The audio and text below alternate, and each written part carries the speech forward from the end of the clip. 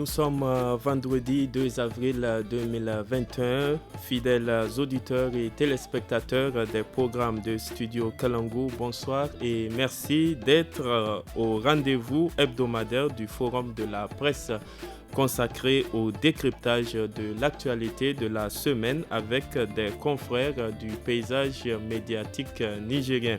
Cette semaine qui s'achève a tout d'abord été marquée par le début au Niger de la première campagne de vaccination contre la maladie à coronavirus COVID-19. C'est le Premier ministre sortant, Brigitte Raffini, qui a donné le coup d'envoi de cette campagne en recevant sa première dose de vaccin. L'actualité de la semaine a aussi été marquée par le lancement le samedi 27 mars dernier à Niamey de la fondation Issoufou Mohamedou Fim, une fondation à travers laquelle le président de la République sortant, Issoufou Mohamedou, envisage d'œuvrer après son départ de la présidence de la République. Enfin, nous parlerons de cette fin de mandat du président sortant, Issoufou Mohamedou, marquée notamment par des vives contestations par l'opposition des résultats définitifs proclamés par la Cour constitutionnelle, à travers lesquels Mohamed Bazoum s'en sort vainqueur avec 55,66%. Et c'est dans cette atmosphère politique tendue que le gouvernement a annoncé une tentative de coup d'État déjouée. Pour analyser tous ces sujets d'actualité, nous recevons dans ce studio El Hadji Mohamedou Suleiman, journaliste au journal en ligne Niger Inter. El Hadji Mohamedou, bonsoir. Bonsoir Michel. Maïmouna Diado, journaliste indépendante. Maïmouna, bonsoir. Bonsoir Michel. Et Ousseini Issa, il est également journaliste indépendant. Bonsoir Michel. Hussein, bonsoir. À la modération de ce forum de la presse de Studio Kalangu de ce soir, Michel Deji.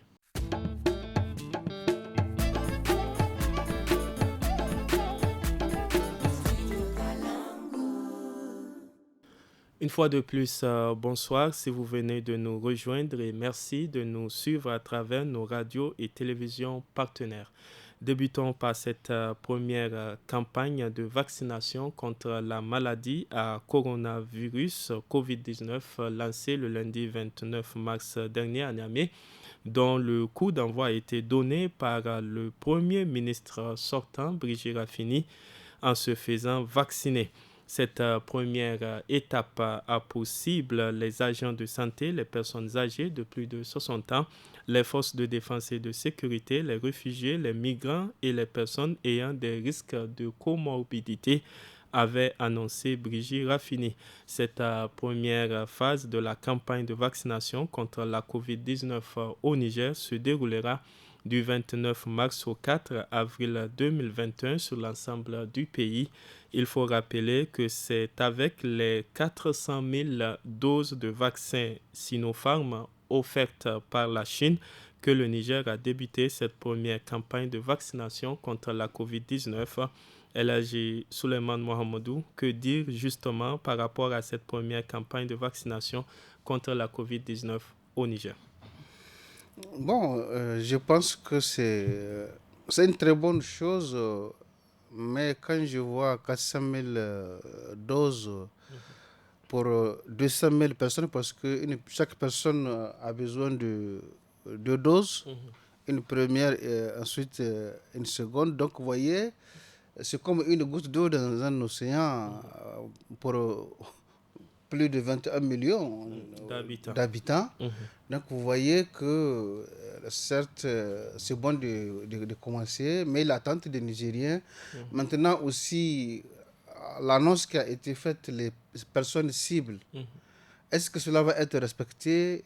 Là aussi, je pense qu'il faut être très vigilant parce que je pense que il faut que ce soit vraiment... On a considéré que ces personnes sont plus exposées, par exemple, les agents de santé, les FDS. Donc, il faut que quand même être très vigilant. Il faut qu'on vérifie véritablement est-ce que cela a été respecté. Je pense que c'est un point très important. Mais bon, pour le moment, nous pensons que c'est une très bonne chose. Mais je pense qu'il va falloir donc chercher des moyens ou chercher des partenaires à avoir parce que vous voyez, comme vraiment je l'ai dit, ça a suscité un espoir, mais on se demande véritablement de 5000 personnes, vous voyez, c'est un peu quand même... mais bon, c'est toujours bon de commencer. Maintenant aussi, l'autre élément, c'est qu'il y a trop de désinformation sur ces vaccins. Donc, il faut aussi une bonne communication pour assurer les gens. Parce que j'ai comme l'impression, je vois des gens qui osent vraiment, pour appeler les autres à le faire. J'ai comme l'impression, c'est pas tout le monde qui... Parce qu'effectivement, quand on dit que c'est dangereux, et j'ai vu, par exemple, le jour que le ministre de la Santé par intérim avait annoncé cette affaire, lui-même il donne des numéros, il dit en cas des effets secondaires. Tout cela, effectivement, est de nature à faire en sorte que les gens soient réticents.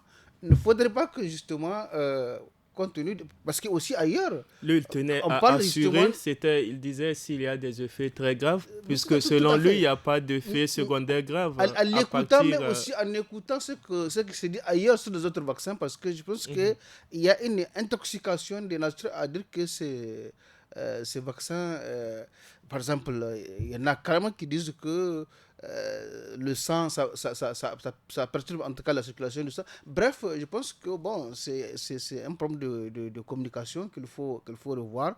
Mais je dis que c'est cette affaire-là de vaccin pour la Covid. Je vois certaines personnes qui affichent, en tout cas, qui sont vaccinées. Je me pose la question comment. Parce que le statut qui a été vraiment révélé, ceux qui sont prioritaires en tout cas, les cibles certaines personnes que je vois, franchement, je pose la question, ils font partie de quelle cible. Voilà pourquoi non seulement nous en tant que médias, en tant que aussi tous ceux qui sont en tout cas de contrôler, il nous faut ouvrir les yeux véritablement. Il ne faut pas que ce soit vraiment une arnaque parce que on a dit voilà, c'est les enseignants, c'est les FDS, c'est les agents de santé qui sont prioritaires. Donc il faudra effectivement que les gens, pour des relations autres, puissent vraiment influencer les choses. Et dans nos pays, cela peut arriver. Donc, il faudrait vraiment qu'on soit vigilant sur cet aspect des choses, je crois. Merci beaucoup, on vous a bien compris. Toujours lundi dernier, le Premier ministre sortant, Brigitte Raffini, il faut le rappeler justement, avait assuré que les effets secondaires de ce vaccin sont largement mineurs et que les personnes vaccinées doivent recevoir une deuxième dose 4 semaines plus tard. Maïmouna Gado, quelle doit être la contribution des populations pour un bon déroulement de cette vaccination? La contribution de la population, c'est vraiment, comme l'a dit le Premier ministre, que je félicite ici pour avoir été vraiment au devant donc, de cette lutte depuis l'arrivée de la pandémie annoncée ici au Niger, étant également le président du comité.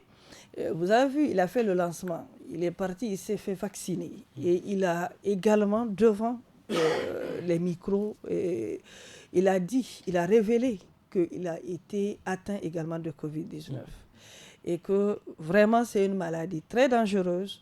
Pour ceux jusqu'à présent qui ne croient pas à cette maladie, c'est le moment de croire à cette maladie. Donc il a tellement insisté à la population d'aller se faire vacciner.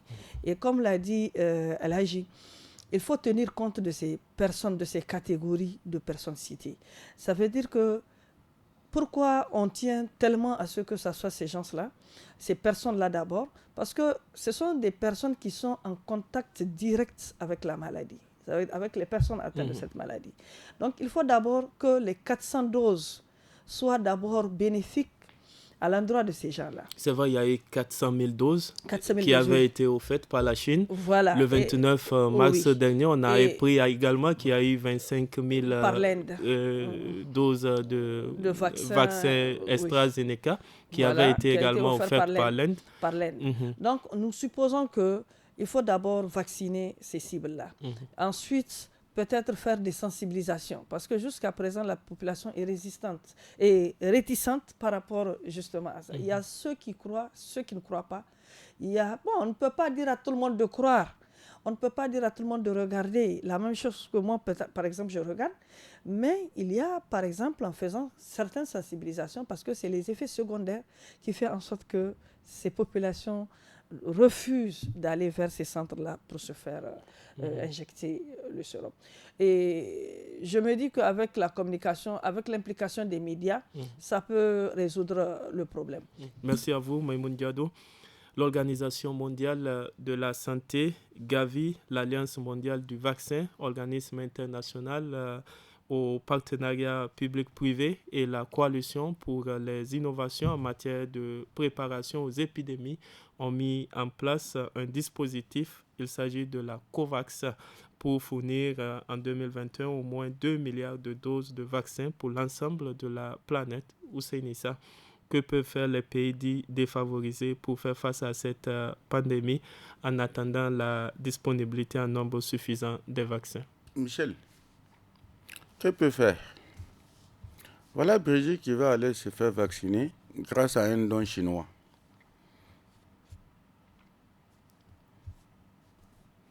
Le décor est campé. Ces 400 000 doses de vaccin là, ça va d'abord bénéficier à ceux qui sont placés. C'est bien beau de dire qu'on a ouvert des centres pour demander aux gens d'aller se faire vacciner. Mais est-ce qu'on se donne nous-mêmes les moyens d'acquérir ce vaccin-là? Il faut qu'on attende qu'un autre pays, dans un contexte de pandémie, que des pays décident de nous donner des vaccins. On en avait parlé, il était question que le Niger même se mette dans la logique de pouvoir acquérir. On est tout le temps dans ce même schéma-là. Malheureusement, on a ciblé. On dit que c'est les personnes âgées, les personnes qui présentent, des risques. Voilà. On dit que c'est les forces de défense et de sécurité, on dit que c'est les agents de santé, n'est-ce pas? Ok, d'accord. Bon, l'agent de santé, s'il a des membres de la famille, là, il va les amener. Il ne va pas se faire vacciner seul. En fait, je pense que le nombre n'est pas suffisant. S'il te plaît. C'est une stratégie. S'il te plaît. Tu vas aller te faire vacciner pendant que tes enfants, ta femme, eux sont exposés. Alors que tu as la possibilité de les amener pour se faire vacciner. Ça veut dire qu'à ce niveau, déjà, ça va être faussé. On voit, quand il y a les épidémies de méningite, comment les choses se passent le plus souvent. Les gens qui bénéficient du vaccin, c'est que c'est des gens qui sont dans le dispositif, dans le système et tout. Ce sont les premiers à être servis. On ne va pas amener ça à Guéchémé ou, je ne sais pas moi, qui ont corrigé ou quelque chose comme ça. On sert d'abord les gens qui sont là, qui décident, qui savent à quel moment ça va se passer, qui ont une certaine influence. Voilà un peu toute la problématique. Maintenant, quand l'OMS dit on va mettre à la disposition 2 milliards au pays, ça va arriver quand? Quand est-ce que ça va arriver? Heureusement, nous sommes dans un pays où, quelque part, je me dis, cette pandémie-là, cette maladie-là, je ne pense pas, ça a des effets. Il y a eu des cas et tout, des gens sont morts. Mais on a plus de résistance quelque part, j'imagine, que les autres pays. Sinon, si réellement la manière dont ça sévit dans les pays occidentaux là, si c'est de cette manière-là que ça, nous on n'avait pas peut-être quelque chose qui fait que nous sommes résistants. Avec tout ce qui se passe à Djamaji, Wadata, machin, là, sans masque, sans rien. Une partie de la population, en tout cas. Ça, c'est les marchés de Niamey et Kogar. Mais j'ai dit quelque chose, c'est qu'il faut qu'on s'organise à notre niveau, en tant que pays indépendant, pour pouvoir, acquérir le vaccin, pour pouvoir mettre ça à la disposition de tout le monde. Regardez, même quand c'est la méningite qui arrive, il faut que d'autres pays viennent en aide pour nous donner les vaccins. Est-ce que ça, c'est normal? On fait 22 millions d'habitants. 22 millions. Si on doit attendre que les gens nous donnent pour 22 millions, alors qu'eux-mêmes, ils ont des difficultés pour s'approvisionner, ça va être compliqué. Par rapport aux chiffres, il faut rappeler qu'à la date du 31 mars 2021, 18 nouveaux cas positifs ont été notifiés au Niger. Au total, l'on a enregistré à cette même date au Niger 5021 cas positifs, 4641 guéris, 187 décès et 193 actifs. 56 étaient en hospitalisation, dont aucun en réanimation.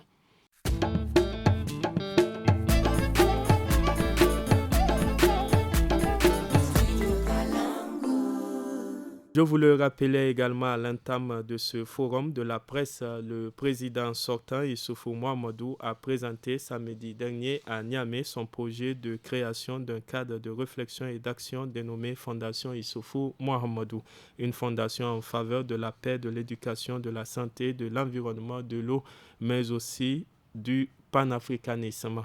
Hussein Issa, quelle analyse vous inspire la création d'une telle structure par Issoufou Mahamadou? Je veux commencer par dire que c'est la première fois qu'un président sortant, en tout cas, crée une fondation. Et je pense que pratiquement tous les secteurs qu'il compte, dans lesquels il y a eu la fondation de Salou Jibo aussi. Non, il n'était pas président de la République. C'est allé où? Bon. Non, il était chef d'État. S'il vous plaît, s'il vous plaît. C'est bien beau. Fondation Salou Jibo, depuis lors, qui a entendu encore parler de cette fondation? Ils ont posé quel acte? Non, c'est juste pour dire cette fondation qui vient d'être créée, en tout cas, ce n'est pas encore créé, c'est juste la présentation, je crois, c'est que j'ai cru entendre. C'est juste pour présenter. Mais maintenant, c'est que c'est un peu en lien avec le fonds là qu'il a reçu. Mo Ibrahim, parce que je crois que ce philanthrope-là, quand il donne l'argent, il dit qu'il faut créer une fondation. Maintenant, je me dis, bon, ça va être une concurrence avec ces deux dames. Parce que, oui, bien sûr.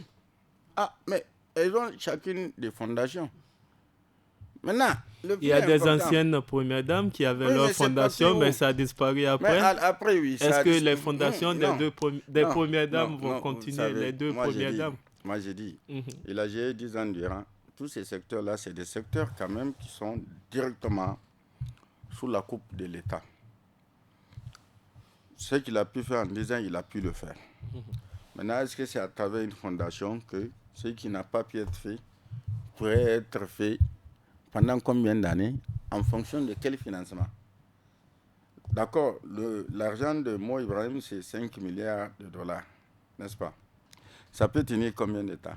Parce que moi, à mon sens, quand j'entends parler de fondations, les fondations, c'est généralement les gens qui ont des sociétés, des grosses entreprises qui génèrent beaucoup d'argent, comme les Bill Gates et autres, qui gagnent beaucoup d'argent et qui décident d'investir une partie de ce qu'ils gagnent. Vous pensez donc qu'il n'y aura pas de plus-value? Hey, s'il te plaît. Plus-value. L'État est là. L'État doit mettre en œuvre les secteurs de l'environnement, de la santé, promotion de la démocratie et tout et tout. Il a digéré 10 ans durant. 10 ans durant, il a fait ce qu'il a pu faire, comme je viens de le dire. Mais la plus-value, c'est d'abord l'État qui doit montrer ça. La plus-value, c'est de créer les conditions pour qu'au niveau étatique même, les choses se passent normalement, dans le cadre de la gestion de ces secteurs-là. Quand on voit un peu comment l'environnement est dégradé, quand on voit un peu comment... On se pose des questions. C'est une fondation qui peut régler ces problèmes? Ce n'est pas une fondation. Une fondation, c'est juste des appuis ponctuels, des interventions ponctuelles. Ce n'est pas des interventions à l'échelle nationale où il faut, dans tel secteur, il faut faire telle chose, il faut faire telle chose. Est-ce qu'il faudra au moins contribuer? Mais c'est toujours une contribution. Même si c'est 10 francs que tu donnes à quelqu'un, tu as contribué, non? Mais ça ne veut pas dire que ça va régler le problème. C'est à l'État de régler toutes ces questions-là, c'est à l'État. Donc c'est une goutte d'eau dans un océan, on peut dire. Mais bien sûr que c'est une goutte d'eau dans un océan. Mais dans tous les cas, le problème qui va se poser, bon, ok, d'accord, la fondation, on sait en fait dans nos pays comment les fondations fonctionnent. Hein. Tout à l'heure, tu viens de le dire. Je suis au pouvoir, mesdames créent des fondations. Le jour où je ne suis plus au pouvoir, les activités s'arrêtent. Mais lui, il a précisé que c'est pour préparer sa vie après le pouvoir. Ça veut dire qu'il a été un peu conscient et il a clairement défini. Oui, il veut pas aller se coucher, n'est-ce pas? C'est ça, il ne veut pas aller se coucher, se reposer. Il considère qu'il peut continuer à œuvrer dans des secteurs bien déterminés. Mais moi, je dis quelque part, c'est à l'État. Les fondations ne font qu'accompagner. C'est l'État, hein, c'est des missions régaliennes de l'État. Merci beaucoup, c'est bien compris. Hussein Issa Maïmouna Diado, que peuvent alors espérer les populations africaines en général et nigériennes en particulier de cette nouvelle fondation, puisque le président de la République sortant l'a bien précisé, c'est pour le Niger, mais également pour l'Afrique. Bon, c'est pour le Niger et c'est pour l'Afrique. Je me dis que d'abord, il a eu l'initiative de créer la fondation. Il l'a présenté à tout le monde. Tout le monde a entendu ce qu'il veut faire de cette fondation. Maintenant, c'est un ancien chef d'État. Il ne se voit pas être à la touche du fonctionnement, peut-être, du développement du Niger. Il veut toujours être à côté de ces populations nigériennes, peut-être pour leur apporter l'appui, peut-être qu'il n'a pas pu au moment où il était aux commandes. Il y a certaines choses qui l'ont peut-être échappé et que maintenant, avec la création de cette fondation, il pourra peut-être se recorriger de l'autre côté et apporter un certain soutien, que ce soit de l'éducation, que ce soit la santé, comme il l'a dit, que ce soit au niveau de l'eau, l'assainissement et tout. Et je me dis que c'est bien réfléchi, mais il est trop tôt aujourd'hui pour qu'on puisse parler de ça. Il faut laisser d'abord le voir à l'œuvre pour pouvoir apprécier réellement cette fondation. Donc, comme l'a dit, il y a eu une fondation, la fondation Salou Djibo. C'est vrai, la fondation Salou Djibo a été créée, mais personne aujourd'hui n'en parle de cette fondation. Même le concerné même n'en parle pas de cette fondation. Personne n'a vu d'abord cette fondation, ce que cette fondation a pu faire pour le Niger. Mais quand même, espérons que cette fondation qui vient d'être créée par le président Issoufou soit vraiment différente de l'autre fondation et que, comme il l'a dit, il va continuer à œuvrer pour les populations nigériennes et au-delà, l'Afrique. Donc espérons pour le Sahel aussi. Autrement dit, que donc, cette fondation soit bénéfique à la population, comme il l'a dit, et à côté de la population, l'Afrique tout entière. Merci beaucoup, Elhaji Souleymane Mohamedou. Certains observateurs ont vu d'un mauvais œil le fait que le président sortant, Issoufou Mohamedou, n'ait pas attendu carrément la fin de son mandat pour officiellement présenter cette fondation, qui reste encore un projet, faut-il le préciser. Mais en gagnerait-il moins s'il le fait après l'investiture du nouveau président élu, Mohamed Bazoum?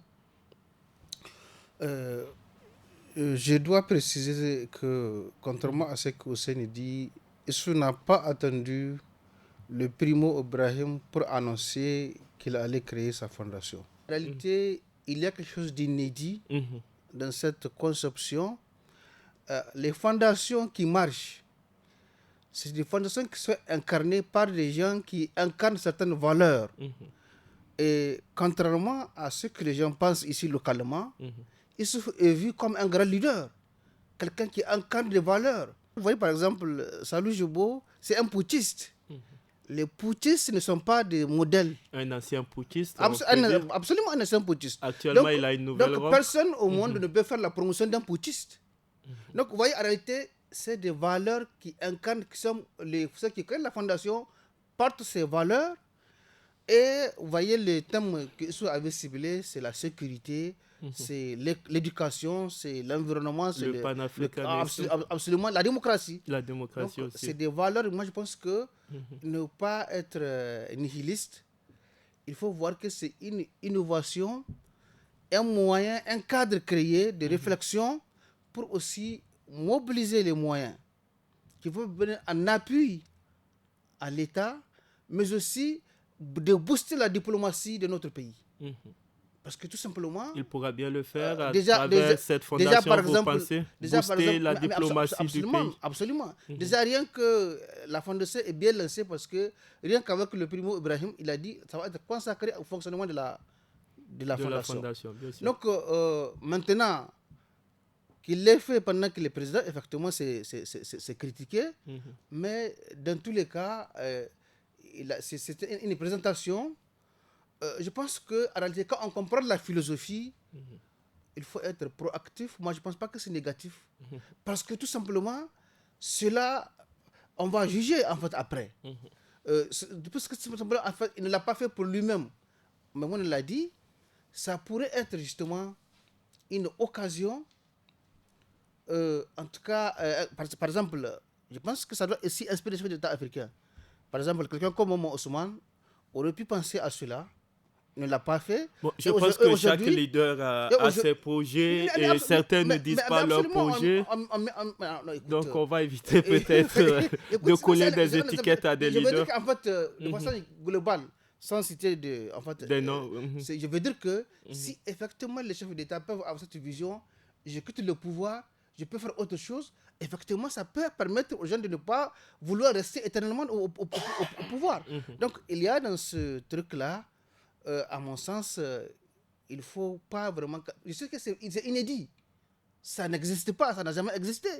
Mais tout simplement, moi je sais que la fondation Issou Mohamed ne peut pas être en tout cas une fondation de plus. La question de ces fondations de ces femmes, je pense que les fondations, c'est connu. Il y a eu d'autres fondations des premières dames. Dès que le pouvoir cesse, ces fondations-là, ici ou ailleurs, elles cessent normalement. Maintenant, peut-être qu'elles peuvent travailler avec les valeurs qu'elles portent. Si c'est la santé ou je veux dire, ce qu'elle travaille, elle peut peut-être trouver un cadre à travers cette fondation, en tout cas, pour pouvoir continuer avec leur mari, en tout cas, à évoluer dans le même sens. C'est mais donc je pense qu'il n'y a pas de confusion de rôle. Vous pensez. Merci beaucoup. C'est pour rappeler juste l'article 55, alinéa 2. Laisse-moi l'article qui avait Moi, été... je ne suis pas en train de faire du nihilisme pour dire que ce n'est pas une bonne chose. Ce que je viens de dire, les fondations, quand on lance une fondation, tu peux me dire ceux qui ont lancé la fondation Hirondelle? C'était après la guerre Ok, au ça Rwanda, dure depuis combien de 25 ans. Ça dure depuis combien de temps? N'est-ce pas? Je veux dire, c'est la pérennisation. C'est bien beau de dire, bon, j'écris. Mais les fondations d'habitude, il faut créer les conditions pour il faut que tu sois dans la soit disposition pérenne. de pouvoir continuer à œuvrer. Maintenant, si c'est pour créer, pour capter les ressources publiques et faire fonctionner la chose, moi, j'ai dit, je compte, c'est à l'État de mettre en œuvre. Ce n'est pas à une personne. Si vous avez vos propres ressources, vous pouvez décider de mettre ça, d'investir ça dans tel secteur, dans tel secteur, dans tel secteur. C'est la durabilité. On a vu les fondations se créer dans ce pays quand les épouses sont au pouvoir. Le jour où le pouvoir, il n'y a plus de fondation, on n'entend plus. Normalement, ça doit pouvoir continuer. C'est pour ça qu'on l'appelle fondation. Il faut que les choses soient très bien claires. Merci Ousseini, on vous a compris. La gestion, le développement d'un pays, c'est d'abord l'État, le gouvernement. Oui, maintenant, des gens peuvent venir en appui. C'est ça, il faut que les choses soient claires. Il faut que l'État joue donc pleinement son rôle régalien sûr. Et comprendre qu'une fondation, c'est une fondation. Une fondation, ça n'engage pas l'État. Par rapport au mandat du président, il faut justement rappeler que l'article 55, alinéa 2 de la Constitution précise que pendant la durée de son mandat, le président de la République ne peut être président ou membre de l'organe dirigeant d'un parti politique ou de toute association nationale. C'est donc un dossier qui va être fait pour être transmis au niveau du ministère de l'Intérieur. Ce sera donc le 5 avril prochain, avait justement annoncé le président de la République.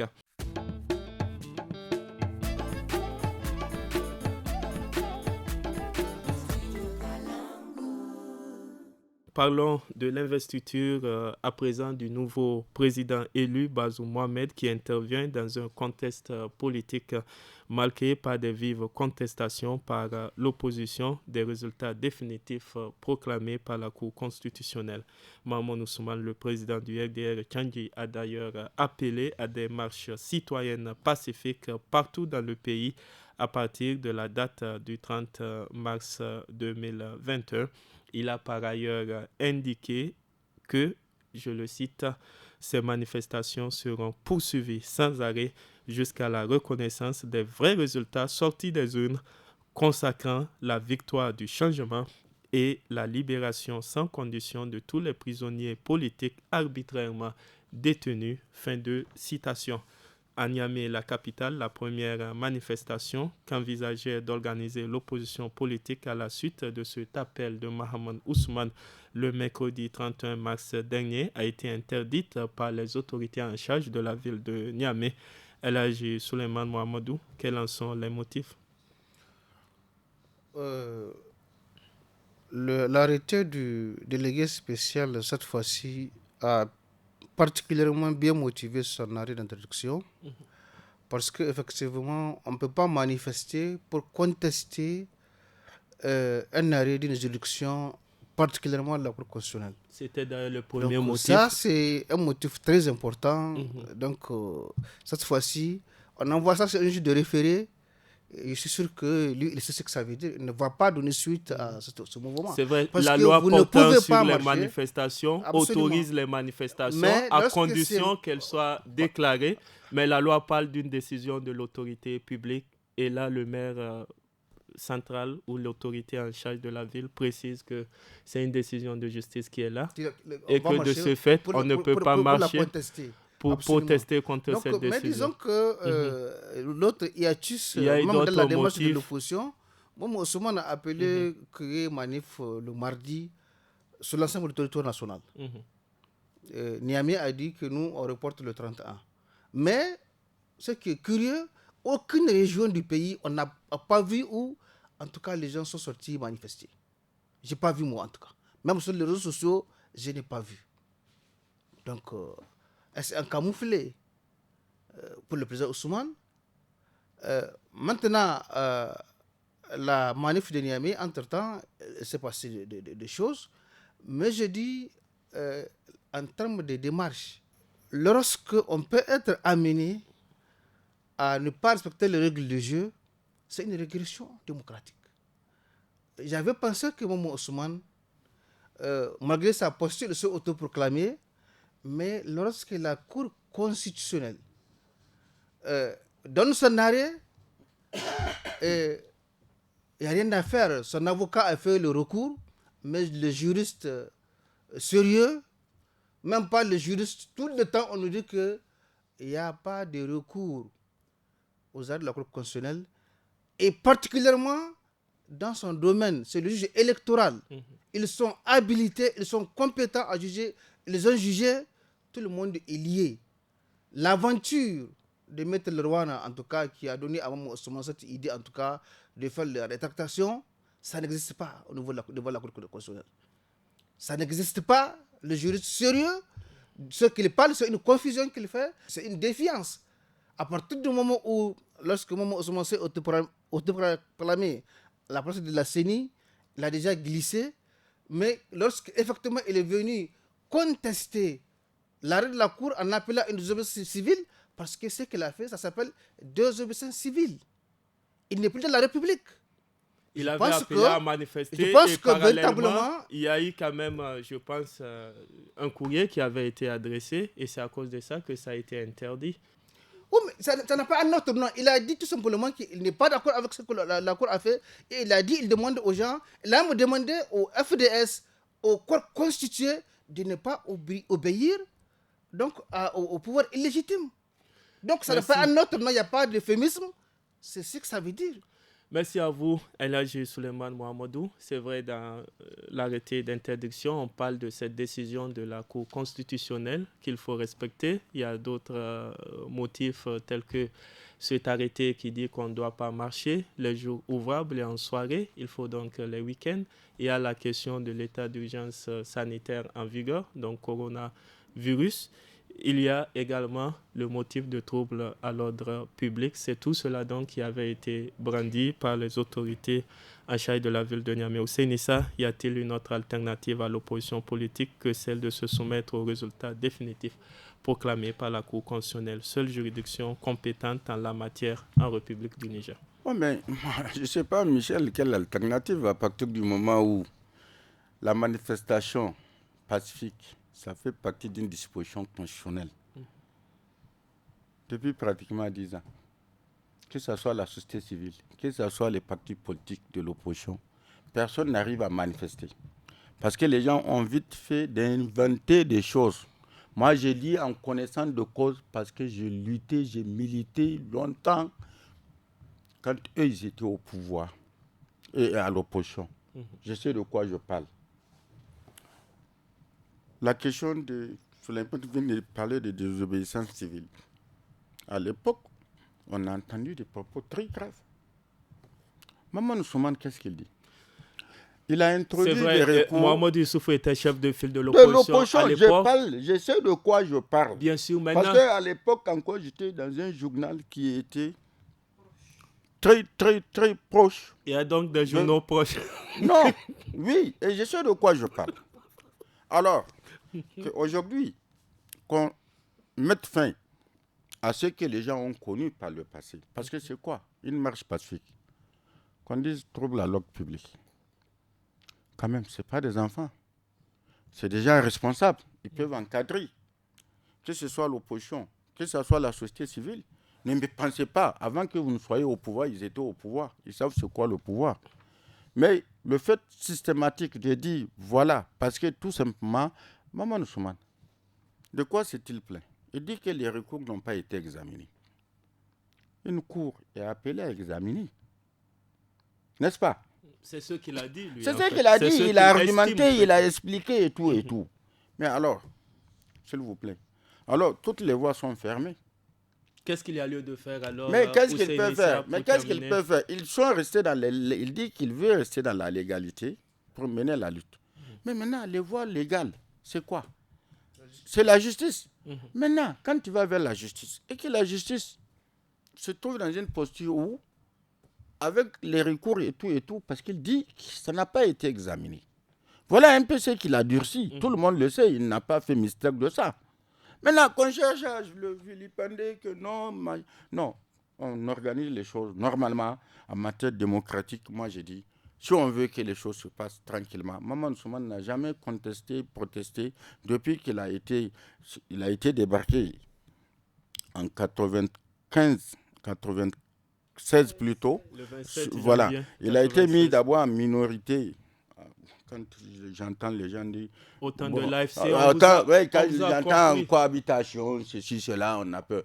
Il a été mis en cohabitation, lui, Maman Soumane. Il a admis, il a accepté. Les gens viennent penser que non, ils vont réinventer l'histoire. L'histoire de ce processus-là. Moi, je sais que je connais quelque chose autour de... Merci beaucoup, Maïmouna Diado, avec ces interdictions systématiques, comme ça a été dit, des manifestations, un droit pourtant consacré par la Constitution nigérienne. Faut-il penser que désormais, l'époque où des manifestations étaient autorisées est révolue? C'est révolu, parce que moi, j'avais bien voulu qu'on les laisse ne serait-ce qu'une seule fois marcher, parce que c'est un droit. J'avais bien voulu au moment où ils contestaient. Ça veut dire à l'heure actuelle, ça va être très difficile. Ça va être très difficile. Même cette seule fois. Même cette seule fois, ça sera difficile. Merci beaucoup. On va passer donc au dernier sujet avant de clore ce forum. C'est dans cette atmosphère politique tendue que le gouvernement a annoncé mercredi dernier une tentative de coup d'État déjouée dans la nuit du 30 au 31 mars 2021. Une enquête est ouverte et d'ores et déjà, plusieurs personnes en lien avec cette tentative de coup d'État sont interpellées et d'autres activement recherchées, a laissé entendre le porte-parole du gouvernement, Zakaria Abdourahmane. C'était dans un communiqué lu devant la presse sans plus de détails sur le nombre ainsi que l'identité des personnes interpellées. Elhadji Souleymane Mohamedou. une tentative de putsch à 48 heures de l'investiture du nouveau président de la République du Niger, alors que certains citoyens dénoncent cet acte comme étant contraire à la démocratie dans un état de droit. D'autres mettent du doute dans leurs réactions, lisibles notamment sur les réseaux sociaux, pour aller jusqu'à parler de diversion. À votre niveau, de quel autre élément d'information disposez-vous sur cette affaire, très rapidement? Ce n'est pas le premier putsch qui a été annoncé où les gens ont douté. C'est vrai, en 2015. Mais moi, quand je considère le contexte dans lequel nous sommes en tout cas en train d'évoluer, nous sommes dans ce pays, on suit tout ce qui se passe, on n'est pas surpris. Parce que les gens, à travers les réseaux sociaux, ils ont toujours menacé. Les leaders politiques, à travers les discours, ils ont annoncé, en réalité, tout simplement, le putsch allait venir effectivement mettre de l'ordre. Après la chiélie Vous faites un lien absolument étroit avec la situation sociopolitique du pays. Mais absolument. Dans le discours des autres, il y a même tout simplement aujourd'hui, on peut c'est ce que vous en pensez, des captures d'écran où des internautes, des activistes annoncent effectivement des choses comme ça. Et la nuit de l'événement, le 31, pendant que l'événement se passait, il y a des internautes qui donnent des informations précises que même le coup d'État, même le RTN a été... En fait, voilà, on a vu ça, on a vécu cela. Donc, tout simplement, à ce moment, les gens ont montré qu'un coup d'État est en train de s'opérer, mais maintenant, ça a été du juillet, on tient un autre discours pour dire que non, c'est une imagination, une invention du président Issoufou qui est venu donc, en fait, se faire bombarder le palais pour réveiller les gens. Bref, moi, je me dis que je pense qu'il y a des jeux qu'on ne peut pas se permettre. Et c'est tellement grave que c'est une affaire qui engage, donc je pense, les forces de défense et de sécurité. Nous l'avons dit, l'affaire en ce moment, elle est en train d'investigation et en principe, l'avenir va donc dans quelques jours en tout cas, merci beaucoup. On peut savoir davantage ce qui se passe. Vous avez dit qu'il y a eu des noms, justement, il y a eu des noms sur les réseaux sociaux. C'est le communiqué officiel qui avait été lu par le porte-parole du gouvernement qui ne porte pas ces noms. Merci. Je suis journaliste. Oui, tout à fait, c'est ça que je dis. Donc j'ai dit qu'il y a le meilleur qui est connu mieux aujourd'hui. Je sais que j'ai eu l'information qu'il y a 15 militaires qui sont arrêtés. Bien sûr. Donc on va savoir davantage. Merci beaucoup, El Hadji Souleymane Mohamedou. Hussein Issa, comment analysez-vous cette nouvelle affaire de tentative de coup d'État déjouée au Niger en quelques secondes? Je n'ai pas d'analyse à faire. Je constate simplement que ça fait trois coups d'État pratiquement. Et à chaque fois, à des moments précis donnés, on nous sort ce genre de choses. Celle de la nuit du 30 au 31, il y a eu des tirs nourris. Ça a réveillé des gens. Regarde, nous tirs nourris, tout ça. Moi, le porte-parole a promis enquête ouverte, n'est-ce pas? On va voir ce que ça va donner. Mais ce que les gens veulent, c'est qu'il faut qu'on dise, l'enquête là, ça a abouti à quoi? Parce que dans tous les cas, chaque fois qu'on dit il y a enquête là, jusqu'ici, même quand on tue des pauvres paysans en brousse, on parle d'enquête. Mais jamais on est sorti dire voilà ce qui s'est passé. C'est de ça que les gens ont besoin. Il a dit qu'il y a déjà des éléments. Non, des éléments. C'est bien beau. Qui ça, sont là, dans le feu de l'action, tout le temps, on dit il y a des ceci, cela. N'est-ce pas? Pour créditer un peu la thèse qu'effectivement, ce dont ils ont parlé, c'est ça. Mais maintenant, c'est que les gens veulent. C'est qu'au bout du compte, qu'on dise aux gens qui est qui. Ce que les indices ont révélé. Non, merci. Michel, je suis en train de te dire. Ça fait pratiquement depuis, même par rapport aux attaques, on nous dit qu'il y a enquête. Mais au bout du compte, est-ce qu'on informe les citoyens? Les gens ont besoin de savoir exactement qu'est-ce qui s'est passé. Merci à vous. Maïmouna Gado, un mot pour terminer, puisque nous sommes au terme moi, je ne peux pas dire grand-chose que ce qu'ils ont dit. Déjà, le communiqué du gouvernement, tout le monde a pris connaissance du communiqué. Nous attendons de voir l'enquête où ça va aboutir. Et c'est en ce moment que nous pourrons faire notre propre analyse par rapport à cette situation, Michel. Voilà, il faut donc laisser l'avenir, le temps nous édifier. Merci à vous. Notons que l'investiture du nouveau président de la République, Bazoum Mohamed, a eu lieu ce vendredi matin en présence d'illustres invités. Nous reviendrons en détail sur cette investiture dans le forum de la presse de la semaine prochaine. Sur ce, nous sommes au terme de ce forum de la presse de ce soir. Nous étions en compagnie de El Hadji Mohamedou Suleiman, journaliste au journal en ligne Niger Inter, Maïmouna Diado, journaliste indépendante, et Hussein Issa, journaliste indépendant également. Nous disons merci à tous les trois d'avoir répondu à nos questions. Merci également à vous, chers auditeurs et téléspectateurs des 46 radios et des 6 télévisions partenaires de Studio Kalangu. C'était Michel Deji à la modération, Laolissa à la technique et Mustapha Ayouba à la régie vidéo. Je vous souhaite de passer une excellente soirée et au revoir.